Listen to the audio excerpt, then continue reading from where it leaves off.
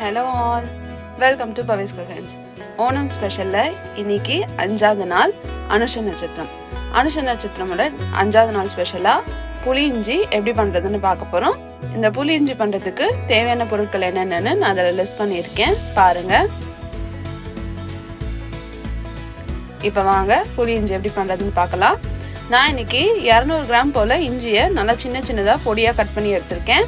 ஒரு பெரிய சைஸ் போல எலுமிச்சம்பழ அளவுக்கு புளி எடுத்திருக்கேன். அதுக்கப்புறமா 1/2 கப் போல வெல்லம், கிட்டத்தட்ட ஒரு 100 கிராம் இருக்கும். இது 3 தான் புளி இஞ்சி பண்றதுக்கு ரொம்ப முக்கியமான பொருட்கள். புளியை வந்து ஒரு 1/2 மணி நேரத்துக்கு முன்னாடியே வெந்நீர்ல நல்லா ஊற வச்சிடுங்க. புளி நல்லா ஊறினதுக்கு அப்புறமா ஒரு பெரிய கனமான பாத்திரத்துல 4 டேபிள் ஸ்பூன் அளவுக்கு நல்லெண்ணெய் எடுத்துக்கோங்க. நல்லெண்ணெய் யூஸ் பண்ணாதான் புளிஞ்சி வந்து நம்ம ஃப்ரிட்ஜில் வச்சு கூட யூஸ் பண்ணிக்கலாம், ரொம்ப நாள் ஆனாலும் கெடாது. எண்ணெய் நல்லா சூடானதும் நம்ம பொடி பொடியாக கட் பண்ணி வச்சிருக்கிற இஞ்சியை இதோட சேர்த்துலாம்.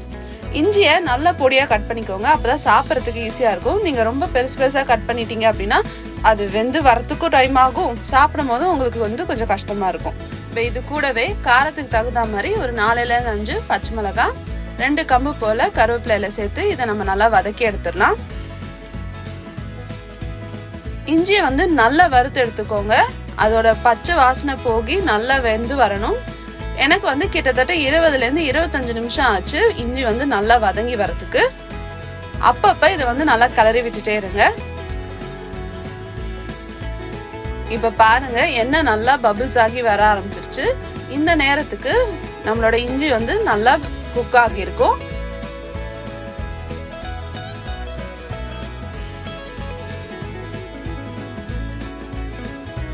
பாருங்க எந்த அளவுக்கு நல்லா வெந்திருக்கு.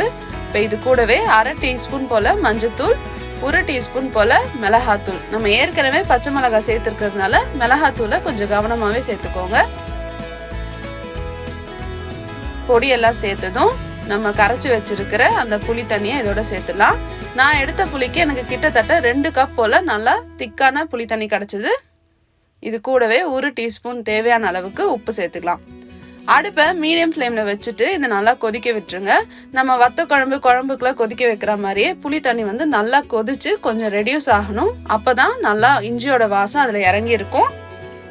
இப்போ பாருங்க, புளி தண்ணி கொஞ்சம் லைட்டாக கம்மியாக இருக்கு. இப்போ இதில் நம்ம புளி இஞ்சிக்கு தேவையான வெல்லம் நம்ம எடுத்துருந்தோம் இல்லையா, 1/2 கப் போல், அதையும் இது கூட நம்ம சேர்த்துடலாம்.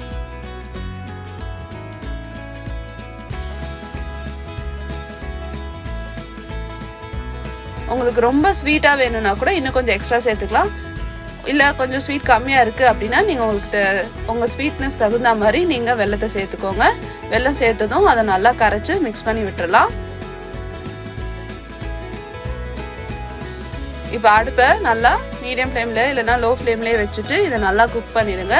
இது அது கிட்டத்தட்ட ஒரு 30 நிமிஷம் ஆகும். நல்லா திக்காகி வரணும். நம்ம ஊறுகாய் பதத்துக்கு இது நல்லா ரெடியூஸ் ஆகி நல்லா திக்காகணும்.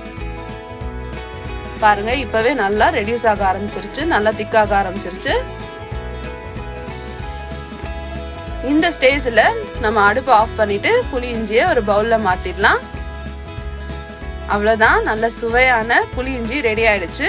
இதுல வந்து நம்ம இஞ்சி, புளி, வெல்லம் எல்லாமே சேர்த்துருக்கிறதுனால இதோட டேஸ்ட் ரொம்ப சூப்பரா இருக்கும். இந்த புளி இஞ்சி வந்து நீங்க தயிர் சாதத்தோட இல்ல மோர் குழம்போட தொட்டு சாப்பிடும்போது ரொம்ப சூப்பரா செம்மையா இருக்கும். உங்களுக்கு இந்த வீடியோ பிடிச்சிருக்குன்னா நீங்களும் ட்ரை பண்ணி பார்த்துட்டு எப்படி இருக்குன்னு எனக்கு கமெண்ட் பண்ணுங்க. மறக்காம பவிஸ் குசைன்ஸ் சப்ஸ்கிரைப் பண்ணி பெல் ஐக்கானையும் ப்ரெஸ் பண்ணிடுங்க. ஈஸியா சமைச்சு நல்ல டேஸ்டா சாப்பிடுங்க.